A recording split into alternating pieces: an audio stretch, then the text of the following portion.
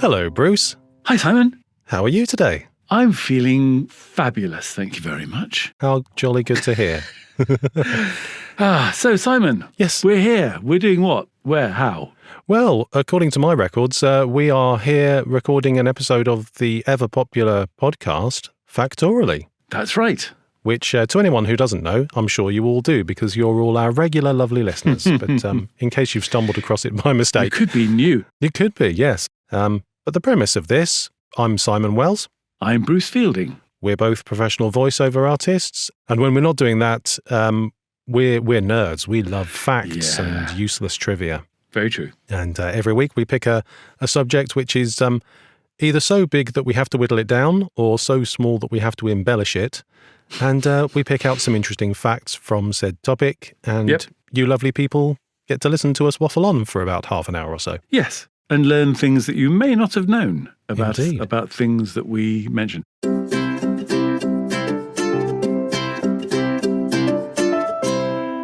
So, what is the random topic about which we are speaking this week, Bruce? Well, as you've seen on the icon, this one is all about beavers.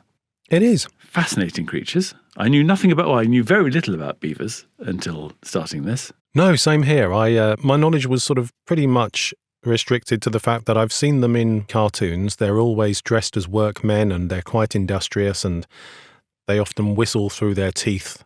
Or am I thinking of the gopher in Winnie the Pooh? Either way. Either. Yeah. Yeah, could be. See, the first thing that came to my mind, because I've been there quite recently, was a castle. Oh, okay. Well, actually, it's spelt Belvoir. Oh, right. Belvoir. But Beaver Castle is quite fascinating. Where is Beaver Castle, then? It's up north. Right. It's in sort of Rutland. Right, okay. Well, I never knew that. It's actually the home of the Dukes of Rutland. Is it? Yeah. Huh. The ancestral seat. So it's spelt Belvoir, but it's pronounced Beaver. Correct. Ah, the English language. Strange.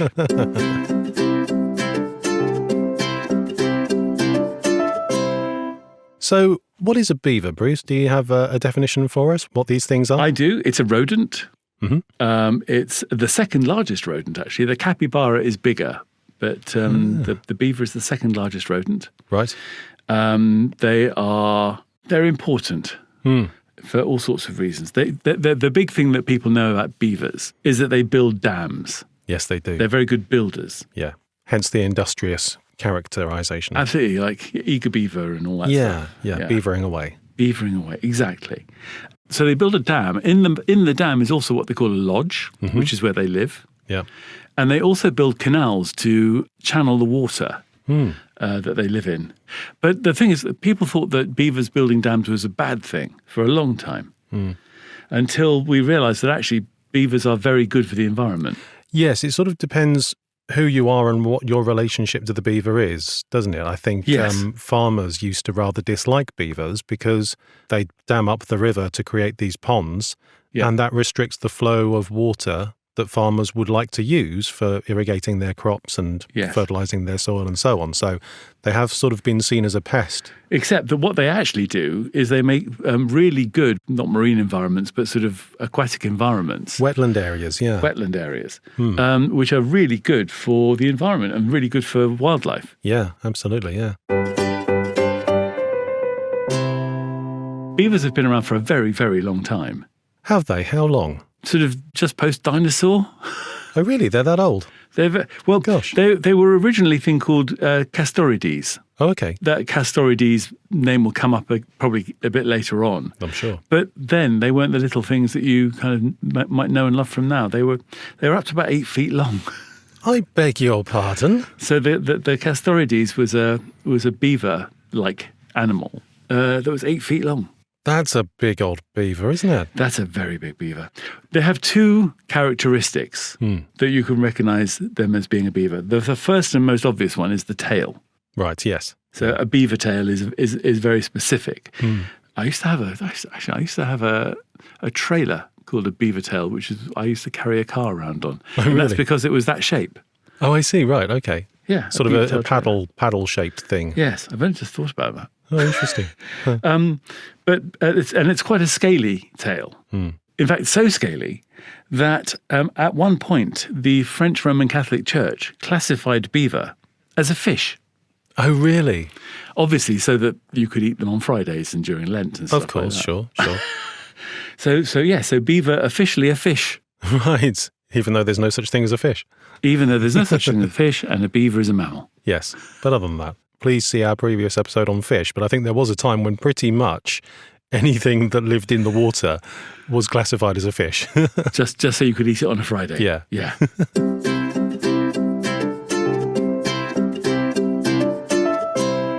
So what do you know about beavers then, Simon? Well, they, as you say, they're sort of quite interesting animals. I didn't really know much about them. There are two varieties of beaver, the North American and the Eurasian. Mm-hmm. And let me guess where they live. Oh, go on then. The Eurasian lives in Europe and Asia. Right. And what was the other one? The American one? The North American beaver. North American beaver. It's a tough one to decipher. Canada, maybe? Yeah, sure. That'll do. Okay. Yes, fairly obvious answers. Yeah. And they were prevalent. You know, they are indigenous to those areas. They were very prolific. You know, they lived all over the place. They were sadly hunted for a few things. They were hunted for their fur. Mm-hmm. You know, back in the day, people used to make fur coats out of them. But they were also hunted for a particular secretion that they gave off, which you alluded to earlier, which I'm sure we'll get into. You said, what was the name of the prehistoric beaver? Castorides. Right. So beavers have something called a castor gland or castor. I haven't quite determined which way you pronounce it yet. Yeah. I think it's castor. They produce castoreum from their castor glands, and it's a scent gland. They use it to mark their territory. But this scent used to be quite sought after. In Roman times, beavers were hunted specifically to harvest their glands and get this stuff out of them. And it was used as a flavouring. It's got a fairly sort of vanilla-y scent to it. And the Romans used to kill beavers in order to get this secretion, castoreum, out of their glands. They used it in making perfume. They used it in flavouring food. Right. Apparently ice cream. Beaver-flavoured ice cream? Well, yeah, apparently, yeah. Ice cream used to contain castoreum, which has a sort of slightly vanilla-y flavour to it. It's cheaper and easier to get hold of, or at least it was when the beaver population was blooming, than vanilla. Goodness. And so they've been hunted quite a lot. In America, in North America, the North American beaver, there used to be about 100 million of them before they were hunted. Mm-hmm. There are now somewhere between 10 and 15 million of them in America, which by European standards sounds like an awful lot because in this country at least, beavers were hunted to extinction. There were no beavers left by the 16th century. Yes. So the fact that America still has 10 to 15 million of them sounds like an awful lot by comparison. Well, they were running out at some point. They needed to reseed areas with beavers. Yeah. There was a place in western Idaho back in the 40s. Right. And they realised that actually the lack of beavers was causing all sorts of ecological problems with the rivers and the wetlands around there. Yeah. So they came up with a novel idea. They got 76 beavers, they put them in pairs, put them in a box, and threw them out of an aeroplane. Okay. I mean... with a parachute attached. Good. So they parachuted in 76 beavers into western Idaho in 1948 to repopulate this particular area that was short of beavers. Was it remote enough that they couldn't just take them there by truck? Exactly. Okay. It was in the middle of nowhere, so they had to drop them by aeroplane on parachutes. How interesting. Only one of them died on the trip. So 76 were sent, 75 got there and spread around, and now there's quite a healthy population of beavers in that particular part of western Idaho. Great. I've got a video of this happening. Have you? Yeah, and what I should do is I'll put it on our blog. We do show notes on a blog, so you can sort of follow along with what we're doing or go down various beaver lodges. Where would people find this blog, Bruce? It's at Factoraly.com. Factoraly.com? Yeah. Wonderful. What a great way to spend an afternoon. Yes, or a day. Or a week. Do you know there's a state in America which is officially the beaver state? I don't. It's Oregon. Oh. So the beaver is the official state animal of Oregon because they have quite a lot of them around there. Uh-huh. And it was designated the beaver state in 1969, apparently. Well, you know, there's a whole country that's all about beavers. No, go on. So Canada. Oh, sure, yeah. The national animal of Canada. It's on their coins and stuff. Oh, is it? Yeah. Ah, okay. The beaver. That makes sense. Yes. You can pay for things with beavers. Excellent. There's also a town in the UK named after a beaver. Oh, is there? There is. Where's that? It's a place that used to be teeming with beavers in Yorkshire. Okay. And it's called Beaverley. Beaverley. Or Beverley. Or Beverley. Ah. So Beverley is called after a beaver, after several beavers.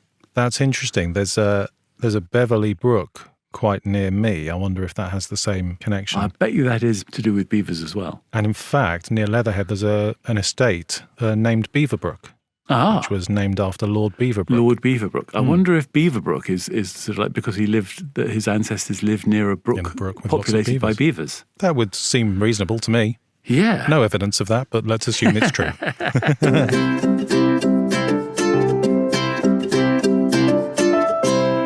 They're very well adapted to what they do, beavers. They are, aren't they? Yeah, they're absolutely made for it. Yeah. I mean, they have orange teeth. I mentioned there were two things. It's the tail and the orange teeth that give away the fact that it's a beaver. Yes. Do you know why they have orange teeth?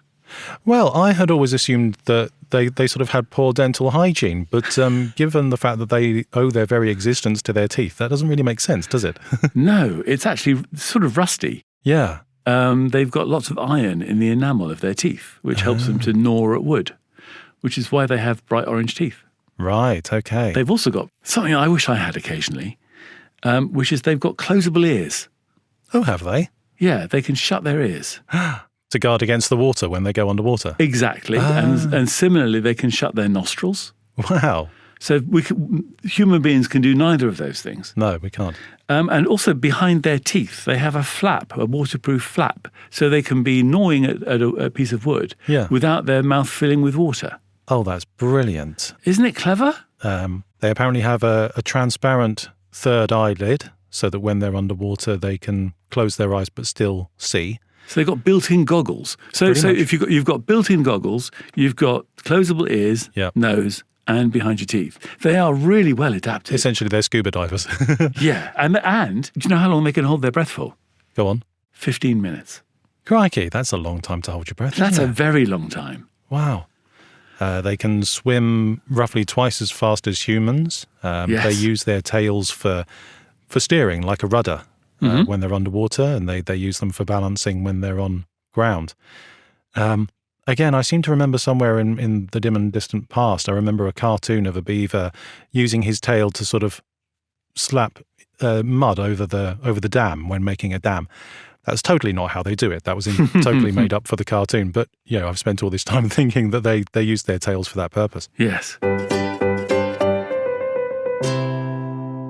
It sort of occurred to me, it's such an iconic image, isn't it? A beaver building a dam, that's what they're known for, that's what they do. Yep. It suddenly occurred to me, I have no idea why they do that. What is the purpose of a beaver building a dam? It just never really struck me as anything that I needed to look further into. But it's entirely for protection and safety. They don't build dams for hydraulic purposes or anything like that. They don't do it to catch fish because they're herbivores. They don't eat fish. Right. Well, they eat wood, right? They eat wood, yeah, but that's kind of counterintuitive to the idea of chopping down trees in order to build a dam. They're not eating that wood. They're building a dam out of it. Right. So what they do, they gnaw down a tree, and hefty sized trees as well. They sort of gnaw through these trees.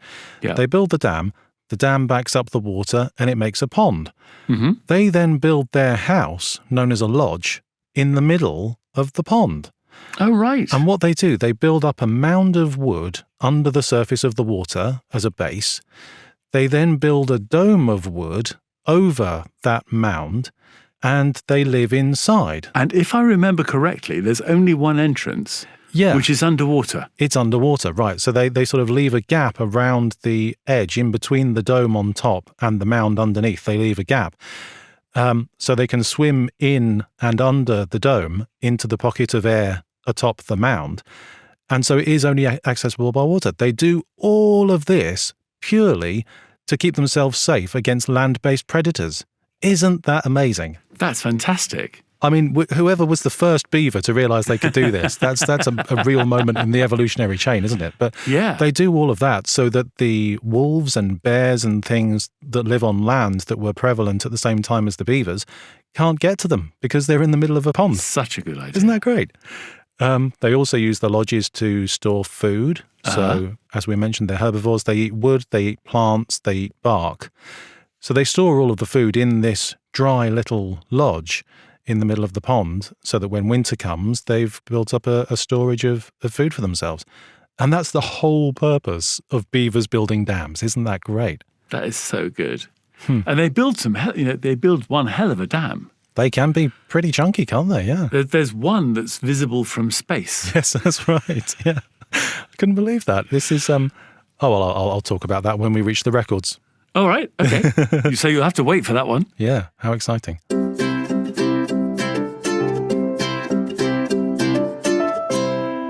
You talked about sort of beaver furs and things like that. Yeah. Pelts being, I mean, one of the reasons is because they're very full of oil, so they're very waterproof. So you can wear them as hats. That makes sense. Yeah, yeah.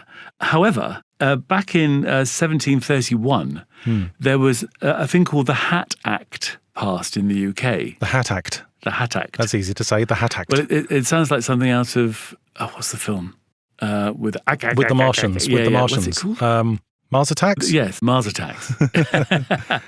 And what it did was it prevented the export of colonial hats to the UK. So any of the British colonies had stuff that you could make hats from. It sort of banned them from sending to the UK to protect the hatters in the UK. Oh, right, okay. So there's a lot of beaver felt hats coming in. Gotcha. So we sort of talked about the fact that they've been hunted so vigorously. By the 16th century, they were actually extinct in Britain. There were none left. Several million left in America, but none left in Britain. And there have been massive efforts to reintroduce beavers into this country. In various parts. It's happening in Scotland, Wales, Ireland, various parts around England, because they're just good for the environment, as you say, because of the damming, because of the coppicing of trees, the creating of dead wood through chopping down trees. They make really good wetland areas.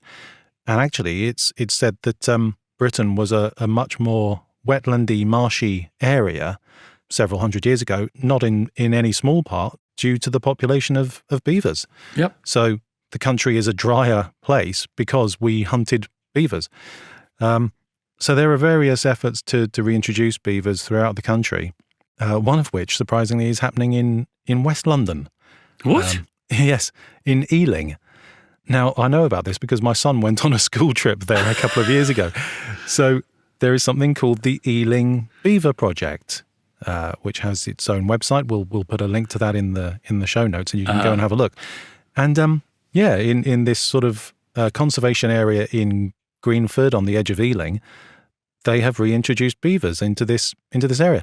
And it's the UK's only publicly accessible beaver reintroduction site. So members of the public can go there and have a walk around the site and possibly catch a glimpse of beavers at work. Not guaranteed because they're a little bit shy. And yeah, there's this whole thing where they've reintroduced beavers. They're seeing noticeable changes in the local environment.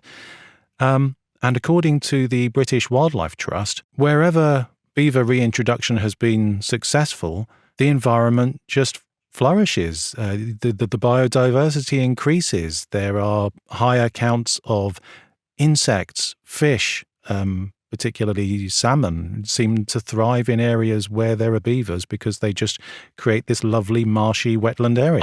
Are you telling me that I can go salmon fishing in Ealing? I don't have to go all the way up to Scotland. No, not particularly in Ealing.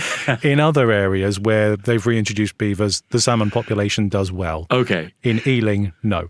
You can't see my face, listeners, but I am beaming. I am absolutely beaming at this. This is wonderful news. Areas where there are higher populations of beavers, there are more insects, amphibians, bird life, other mammal species, fish, everything is just better in areas where there are beavers. Beavers make it better. Correct. There's our slogan. Beavers make it better. Beavers make it better.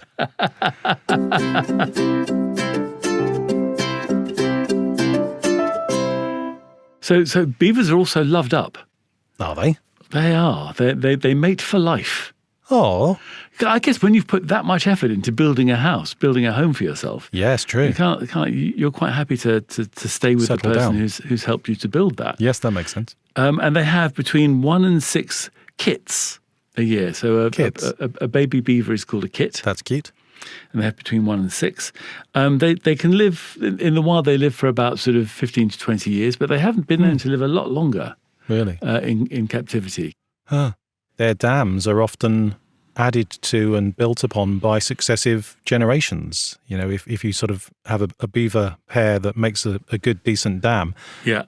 their kits carry on the work. And then It their becomes the kids family carry... home. Exactly, yeah. Yeah, generations and generations of beavers will sort of hang around the same lodge and contribute to the ongoing maintenance of the same dam. So talking of that, I guess it's now time that we should talk about the Guinness Book of Records, because I know there's a record about dams. Yes. So Simon, are there any Guinness records about beavers? There are. Do you know what? The first record I found really threw me off kilter. I've found the Guinness World Record for the longest pasta chain made by beavers. And I thought, what the heck is going on here? And then I suddenly realised that beaver is a word used to describe a certain age range of Boy Scouts. Oh, that's what it is. Yes. It really confused me. Yeah. So you've got cubs, and then before the cubs, you've got beavers. Or Exactly something like that, yeah. So Yes. beavers are younger than cubs. And that's a whole other topic. I'm not even going to go there, but simply because it popped up and it amused me. The longest ever pasta chain made by a group of beavers Bizarre. was 597.5 metres long. And That's long. it is long. That's a half a kilometre length of pasta. Yeah, half a kilometre of pasta, yeah. Wow. This was achieved by the Redbourne Priory Beaver Scouts in the UK in 2013. Gosh, in the UK, I was expecting it to be American. Yeah, so would I have done as well, yeah. But no, Gosh. good old English beavers. So apart from that one random throwaway, the largest ever beaver dam, this is what we've been waiting for, is in Wood Buffalo National Park in Canada. And this dam, I still can't quite believe I'm reading this, this dam stretches 850 metres in length. Wow. So nearly a kilometre. Yeah.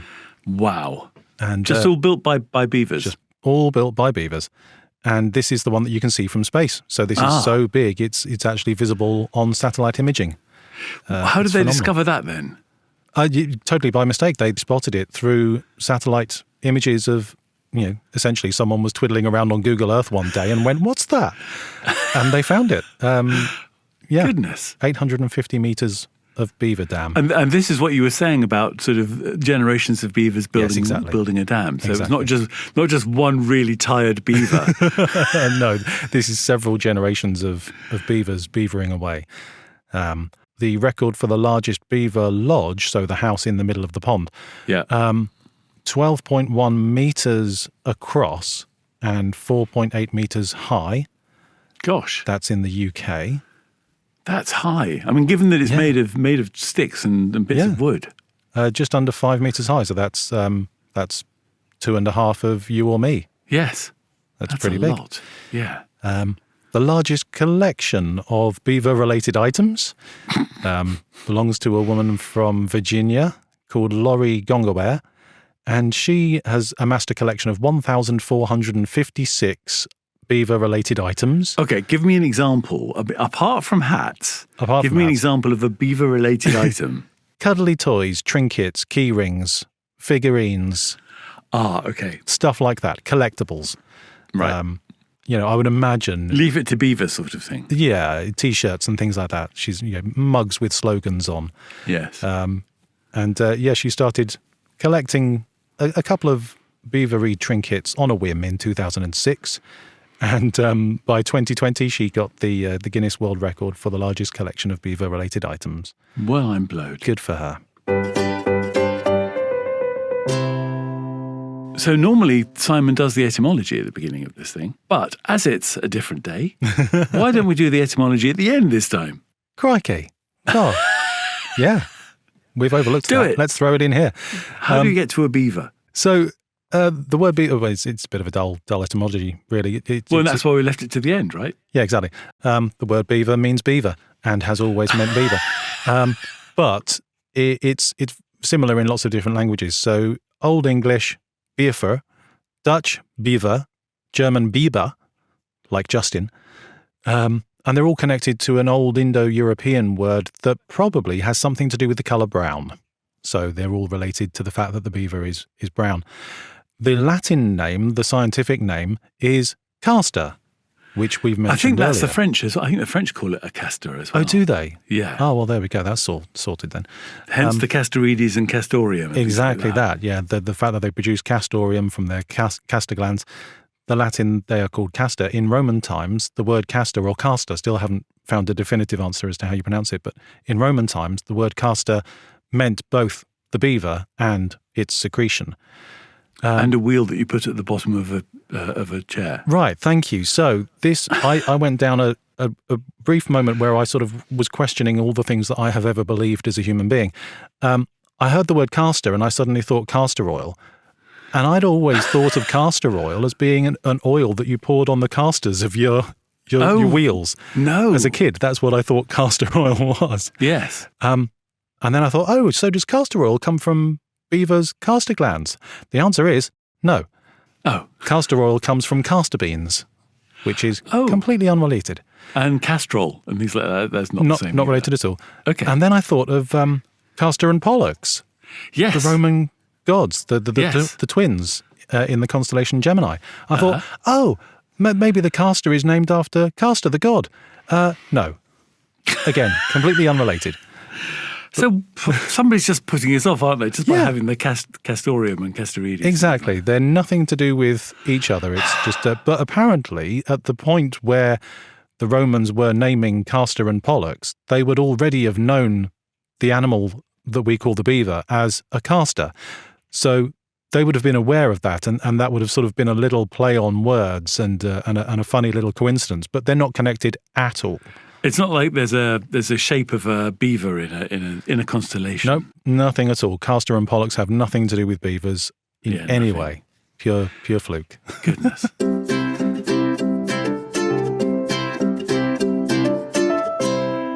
Well, I've got no more on beavers. Nope, I'm all beavered out. I think all of my facts have been dammed up. Yes? Damn. I shall lodge a complaint. Oh, very nicely played, sir. Well done. So thank you very much for listening. Absolutely. If you would like to get in touch with us, you can, either at our Facebook page, which is unbelievably called Factoraly. No way. I know. Or by email, hello@factoraly.com. We make it so easy for people. I know. What else can people do, Simon?